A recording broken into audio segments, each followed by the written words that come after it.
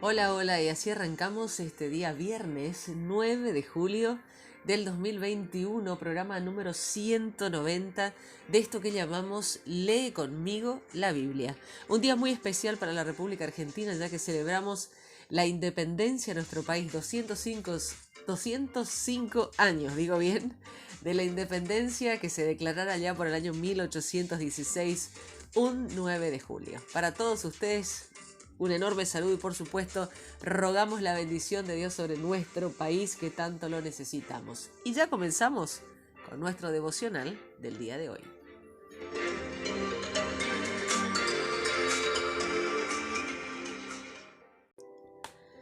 Y nuestro devocional del día de hoy se titula Confía en el Señor. Uno de los mayores obstáculos para tener fe es el sufrimiento de los inocentes.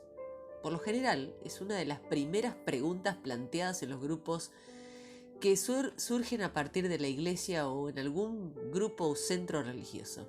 Si hay un Dios que nos ama, ¿por qué hay tanto sufrimiento en el mundo? ¿Cómo es que hay injusticia y opresión?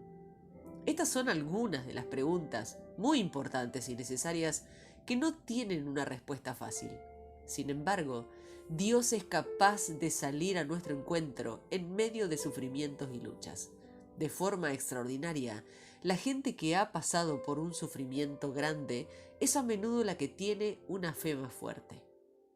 Dan testimonio de la presencia de Dios con ellos, fortaleciéndolos y confortándolos en medio de su dolor. Mientras Betsy ten Boom yacía moribunda en el campo de concentración de Ravensbrück, le dijo a su hermana Corrie: debemos decirles que no hay un hoyo tan profundo que supere a Dios en profundidad. Nos escucharán, Corrie, porque hemos estado aquí. La fe implica confiar en el Señor. En la Biblia, el pueblo de Dios tenía que lidiar con un mundo de sufrimiento, pero confiaron en el Señor a pesar de lo que vieron. El Salmo 82 nos habla de confía en el Señor en medio de la angustia y la opresión. ¿Cómo respondemos a toda la injusticia que hay en el mundo? El salmista dice: confía en que en última instancia Dios hará las cosas bien. Tú eres el dueño de todas las naciones. Es una gran bendición vivir bajo un buen sistema de justicia. Es una terrible maldición vivir bajo jueces corruptos e incompetentes. Pero en última instancia Dios los llamará a rendir cuentas. Y esto es una palabra excelente para nuestro país y justamente en este día tan especial. Dios preside sobre todos los demás o las demás expresiones de poder o dioses con minúscula. Confía en que Dios es el que preside, el que tiene finalmente el control. Dios pone a todos los jueces en el banquillo. Como aparece en la traducción de la Biblia de Message, suficiente. Has corrompido la justicia lo suficiente. El verso 2 de este salmo precioso. Pero la fe en la presidencia de Dios nunca debe conducir a la complacencia o a la pasividad. El salmista está apasionado por ver el mundo cambiado. No solo debemos confiar en Dios, sino que también tenemos el deber de hacer todo lo posible para que se haga justicia. Debemos actuar en favor de los pobres. Defiendan la causa del huérfano y del desvalido. Al pobre y al oprimido háganle justicia, salven al menesteroso y al necesitado, líbrenlos de la mano de los impíos, dice el verso 3 y 4 de este Salmo 82. Llegará el momento en el que las cosas se arreglarán, la injusticia será eliminada y, por ejemplo, estaremos libres de gobiernos corruptos. El salmista ora y dice: levántate, oh Señor, juzga a la tierra. Mientras también nosotros esperamos el juicio final de Dios, anticipemos esa justicia actuando ahora en favor de los pobres y oprimidos. Tenemos que plantear este mismo desafío a aquellos que están en el poder. ¿Hasta cuándo defenderán la injusticia y favorecerán a los impíos? Hechos capítulo 27 nos habla de confía en el Señor en medio del desastre y la agitación. Cuando las cosas van mal en tu vida y estás tentado a veces a entrar en pánico, reconozco que yo sí, muchas veces me ha pasado. Cuando todo va bien en nuestras vidas es relativamente fácil confiar en el Señor. Sin embargo, hay momentos en que afrontamos grandes desafíos en nuestra fe. Entre sus muchos desafíos y pruebas y sufrimientos, Pablo naufragó 3 veces. En el pasaje de hoy, leemos acerca de una de aquellas ocasiones. Al principio parecía como si Pablo hubiera estado equivocado al predecir el desastre, ya que el tiempo era perfecto para el viaje. Pero entonces comenzó un huracán. Tuvo que ser una experiencia aterradora. Lucas escribe: perdimos al fin toda esperanza de salvarnos. Sin embargo, Pablo siguió confiando en el Señor, exhortando a los que estaban a bordo a que tuvieran fe en Dios, en que Dios todavía tenía el control y que Él había prometido rescatarlos. Hizo falta que sucediera aquel desastre para que escucharan a Pablo. Asombrosamente, Pablo, el prisionero, parece estar completamente a cargo de la situación. Los amonesta, diciendo: señores, debían haber seguido mi consejo. Pablo es quien detiene a los marineros que intentaban escapar del barco. Este es un gran ejemplo de liderazgo sin título ni posición. Los mejores líderes son capaces de liderar por influencia y persuasión. Aquella confusión le dio a Pablo la oportunidad de hablar de su fe y aprovechó la oportunidad, aunque tuvo que haber sufrido mucho por los efectos de la tormenta y del hambre. Pablo se veía a sí mismo como perteneciente a Dios. Del Dios a quien pertenezco, expresó. Y como su siervo, dice: ¿y a quién sirvo? Pero Dios no era solo su amo y maestro. Pablo confiaba en Dios y tenía una profunda seguridad en su amor. Él sabía que Dios quería lo mejor para él, así como lo quiere hoy para ti. Pablo les aseguró: ninguno de ustedes perderá ni un solo cabello de la cabeza. Y dicho esto, tomó pan y dio gracias a Dios delante de todos. Luego lo partió y comenzó a comer. Dios tenía el control final a pesar del desastre. Los soldados pensaron matar a los presos para que ninguno se escapara a nado, pero el centurión quería salvarle la vida a Pablo y les impidió llevar a cabo este plan. Dios le dio a Pablo favor, tanto ante los ojos de la gente como ante los ojos de Dios mismo. Como resultado, todos llegaron sanos y salvos a tierra. Nada podía impedir que Dios salvara a Pablo y lo usara para tratar y trabajar en sus propósitos y salvar vidas. Segunda de Reyes capítulo 18 nos habla de confía en el Señor en medio del mal y de la angustia. Es un alivio leer por fin acerca de un hombre que puso su confianza en el Señor. Ezequías, como dice el verso 5, puso su esperanza en el Señor Dios de Israel. Puso toda su confianza en Dios, y Dios por su parte lo sostenía con firmeza a través de todas sus aventuras.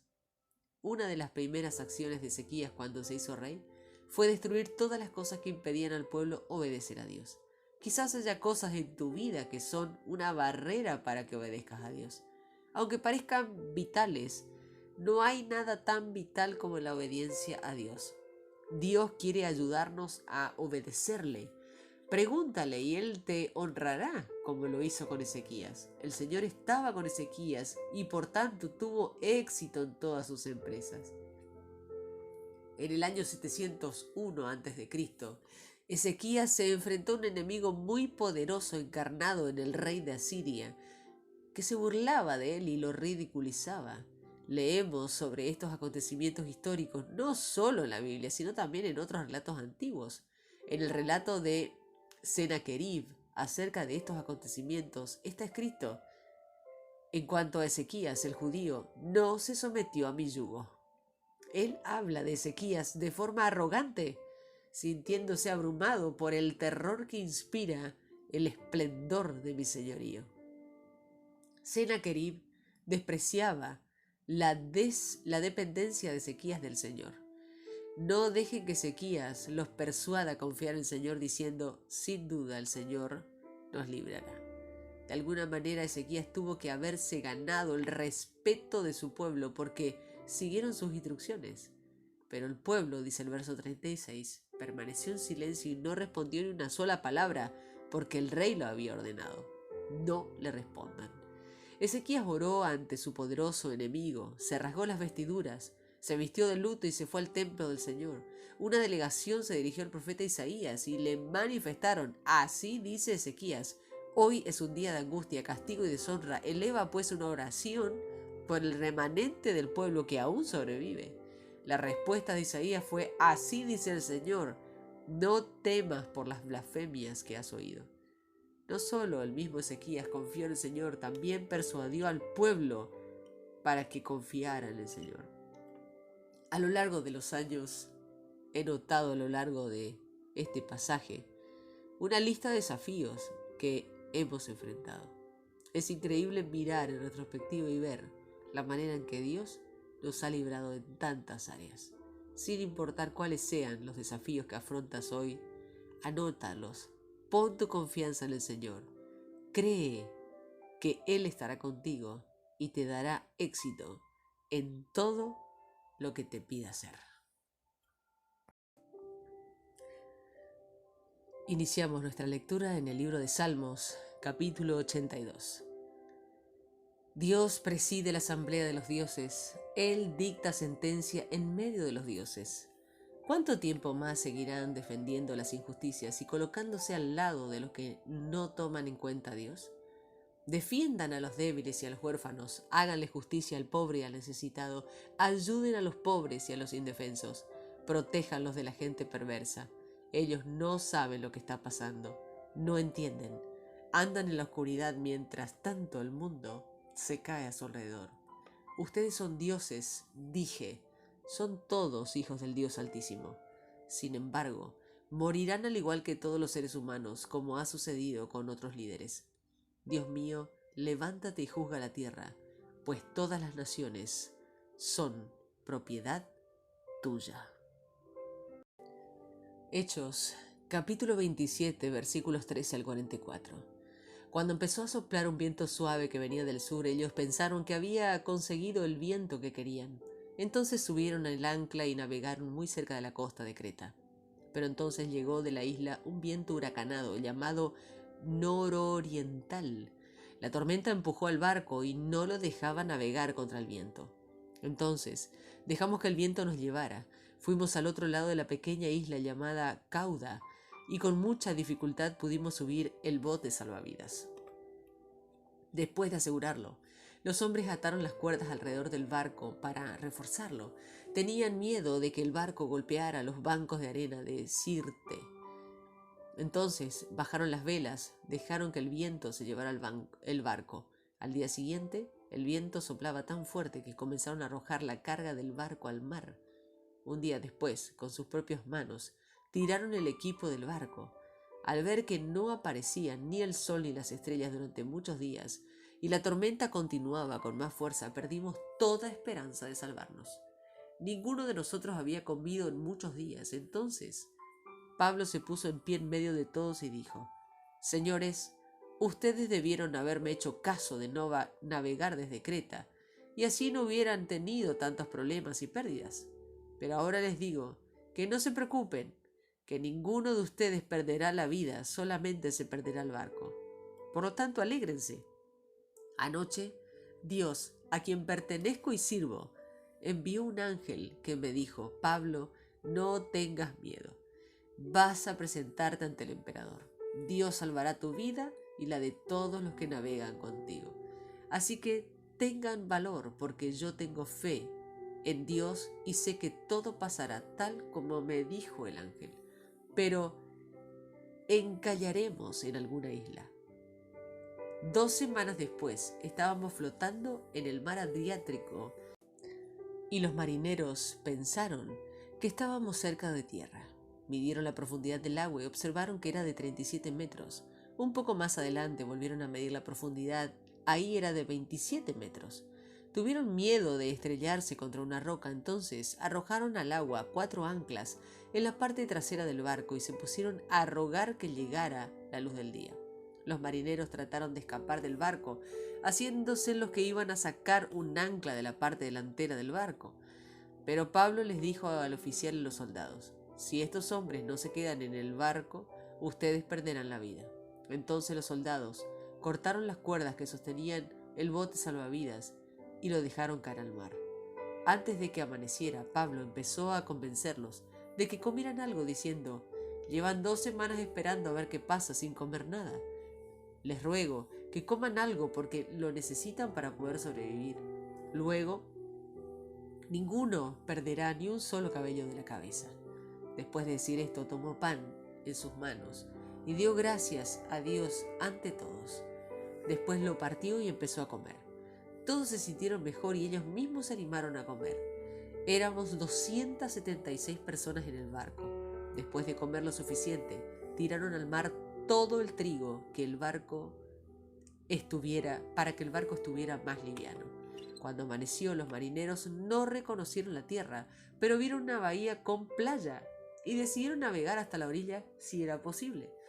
Entonces cortaron las cuerdas que sostenían las anclas. Al mismo tiempo soltaron el timón y alzaron la vela del frente del barco en la dirección del viento y navegaron hacia la playa. Pero el barco dio contra la arena y encalló de frente. Por detrás empezó a ser destruido por la fuerza de las olas. Los soldados decidieron matar a los prisioneros para que ninguno escapara nadando. Pero el oficial quería salvarle la vida a Pablo y no dejó que los soldados cumplieran sus intenciones, sino que más bien ordenó a los que sabían nadar que se echaran al agua primero para que alcanzaran la orilla. Los demás usaron tablas de madera o partes del barco. De esta forma todos llegaron a la orilla sanos y salvos. Segunda de Reyes, capítulo 18. En el 3er año del reinado de Oseas, hijo de Elá, en Israel, Ezequías, hijo de Acaz, comenzó a reinar en Judá. Ezequías tenía 25 años cuando comenzó a reinar y gobernó 29 años en Jerusalén. El nombre de su mamá era Abí, hija de Zacarías. Ezequías hizo lo que le agradaba al Señor, tal como lo hizo su antepasado David. Destruyó los santuarios sobre las colinas, rompió los monumentos de adoración y cortó los postes de Aserá. Ezequías rompió en pedazos la serpiente de bronce que Moisés había hecho, pues los israelitas le quemaban incienso y la llamaban Nehustán. Ezequías confiaba en el Señor Dios de Israel. No hubo nadie como él entre todos los reyes de Judá, antes o después de él. Ezequías fue muy fiel al Señor y no se apartó de él. Obedeció los mandamientos que el Señor le había dado a Moisés. El Señor apoyaba a Ezequías y tuvo éxito en todo lo que hacía. Ezequías se rebeló contra el rey de Asiria y no le siguió sirviendo. Derrotó a los filisteos hasta Gaza y sus alrededores y a todas las ciudades filisteas, desde la más pequeña hasta la más grande. Salmanasar, rey de Asiria, fue a luchar contra Samaria y su ejército rodeó la ciudad en el 4.º año del reinado de Ezequías, rey de Judá, que era al mismo tiempo el año 7.º del reinado de Osías, hijo de Elá en Israel. Al fin del 3.er año, Salmanasar capturó Samaria y tomó posesión de la ciudad durante el 6.º año del reinado de Ezequías, que era al mismo tiempo el 9.º reinado de Oseas en Israel. El rey de Asiria tomó presos a los israelitas y los llevó a Siria y los deportó a Jalaj, en el río Jabor, el río Gozán y las ciudades de los medos. Eso sucedió así porque los israelitas no le hicieron caso al Señor su Dios ni mantuvieron su pacto. No cumplieron tampoco con todo lo que les había mandado Moisés, siervo del Señor, ni hicieron caso a lo que les enseñó, ni lo pusieron en práctica.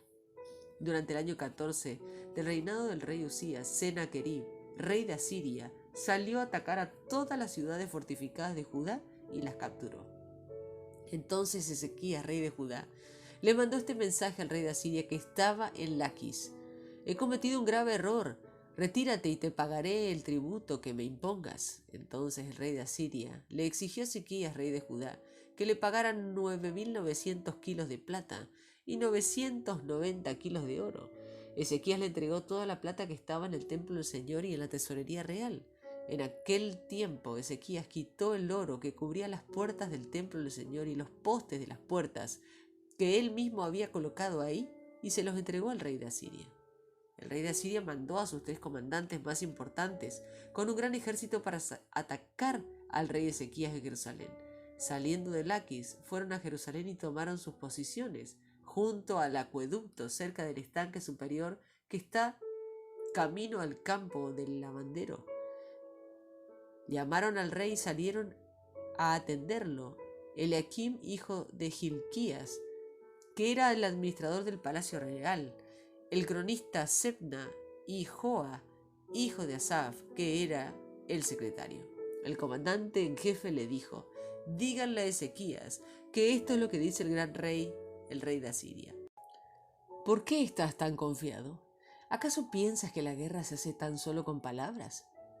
¿En quién te apoyas para rebelarte contra mí? Mira, tú estás ahora confiado en esa vara astillada que es Egipto. Si uno se apoya en ella, hiere y traspasa la mano.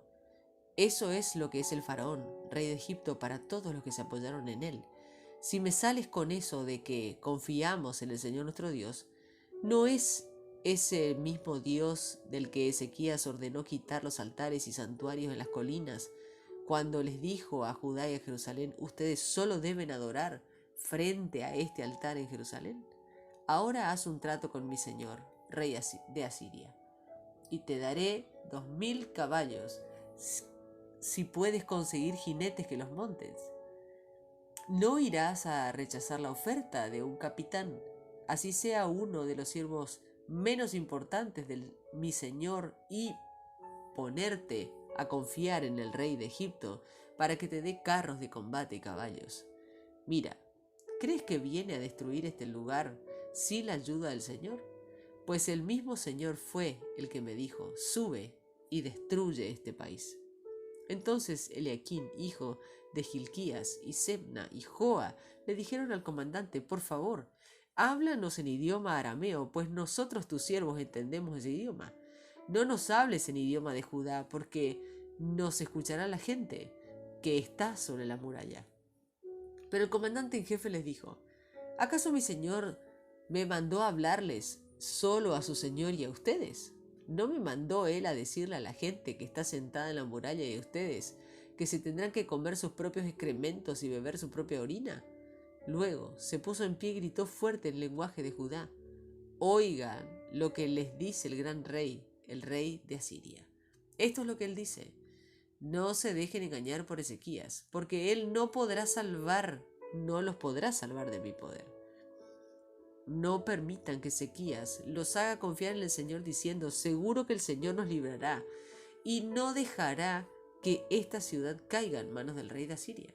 No oigan a Ezequías, porque esto es lo que dice el rey de Asiria: hagan un tratado de paz conmigo y ríndanse, y permitiré que cada uno de ustedes se alimente por su propia vid y su propia higuera, y que beba de su propio pozo. Eso será hasta que yo venga y los lleve a un país como el de ustedes, un país con grano, vino, pan y viñedos. Es una tierra de aceite de oliva y miel. Allí podrán vivir y no morirán. Pero no le hagan caso a Ezequías, quien trata de convencerlos diciendo: el Señor nos librará. ¿Acaso alguno de los dioses de las otras naciones ha librado a su pueblo de las manos del rey de Asiria? ¿Dónde están los dioses de Hamat y Arfat? ¿Dónde están los dioses de Sepharvaim, Ená e Iva? ¿Libraron a Samaria de caer en mis manos? ¿Cuáles de los dioses de las naciones las han librado de caer en mis manos? ¿Cómo pues podrá el Señor librar a Jerusalén de mí? Pero la gente mantuvo silencio. No respondieron palabra alguna, porque el rey Ezequías le había dado la orden de no responder nada. Entonces Eliakim, hijo de Hilquías, que era el administrador del palacio del rey, el cronista Sebna y Joa, hijo de Asaf, que era el secretario, fueron a ver a Ezequías. se presentaron ante él con los vestidos rasgados y le contaron al rey lo que el comandante asirio les había dicho. Segunda de Reyes, capítulo 19, versos 1 al 13. Cuando el rey Ezequías escuchó esto, rasgó su vestido y se vistió de luto y se fue al templo del Señor. Envió a Eliaquín, el encargado de la administración del palacio, a Sebna, el escriba, y a los ancianos y a los sacerdotes, todos vestidos de luto, a ver al profeta Isaías, hijo de Amós. Ellos le dijeron al profeta: esto es lo que dijo Ezequías. Este día es día de tristeza, castigo y desgracia, como cuando las mujeres están a punto de dar a luz, pero no tienen suficiente fuerza para hacerlo. Que el Señor tu Dios haya oído las palabras del comandante en jefe que envió el rey de Asiria, con que insultó al Dios vivo, y que lo castigue por haber dicho esas palabras que el Señor tu Dios escuchó. Así que eleva una oración por el pueblo que ha sobrevivido. Cuando los funcionarios del rey Ezequías fueron a ver a Isaías, éste les dijo: esto es lo que van a decirle a su Señor. El Señor dice: no tengas miedo de las palabras que has oído, los insultos que dijeron contra mí los siervos del rey de Asiria. Mira, yo mismo voy a colocar un espíritu en él, oirá un informe y se volverá a su país. Allí mismo, en su propio país, haré que lo hieran a espada y muera. El comandante en jefe se retiró y supo que el rey de Asiria se había ido a Laquis y estaba luchando contra Libná. Entonces el rey de Asiria recibió la noticia de que el rey Tiracá de Etiopía había salido para luchar contra él. Una vez sabido esto, el rey de Asiria envió otra vez mensajeros a Ezequías con este mensaje: esto es lo que le dirás al rey Ezequías de Judá: no dejes que el Dios en quien confías te engañe diciendo: Jerusalén no caerá en manos del rey de Asiria. Mira tú, conoces lo que los reyes de Asiria le han hecho a otros países, destruyéndolos por completo. ¿Y tú crees que te vas a salvar? ¿Pudieron salvarlas los dioses de las naciones a las que mis antepasados destruyeron? Naciones como Gazán, Harán, Refes, el pueblo de Edén que vivía en Tilasar. ¿Dónde están los reyes de Hamad, Arfat, el de la ciudad de Sefarjadín, de Na y de Iva?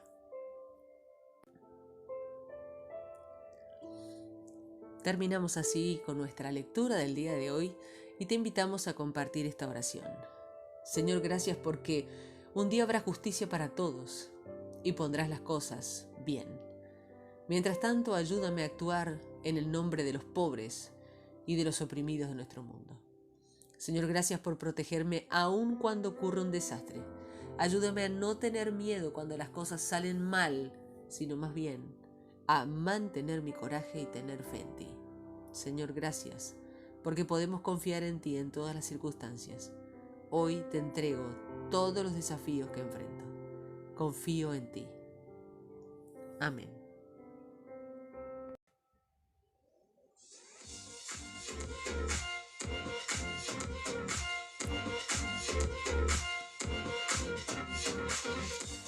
Y así llegamos al final de nuestra edición de hoy, viernes 9 de julio del 2021, programa número 190. Estamos muy cerquita de los 200 programas, solamente a 10 emisiones y completamos los 200 programas y cada día nos acercamos más al final. Gracias a todos por compartir con nosotros este desafío y por supuesto los esperamos mañana, empezando el fin de semana, si Dios así lo permite. Abrazo grande para todos en esto que llamamos Lee conmigo la Biblia.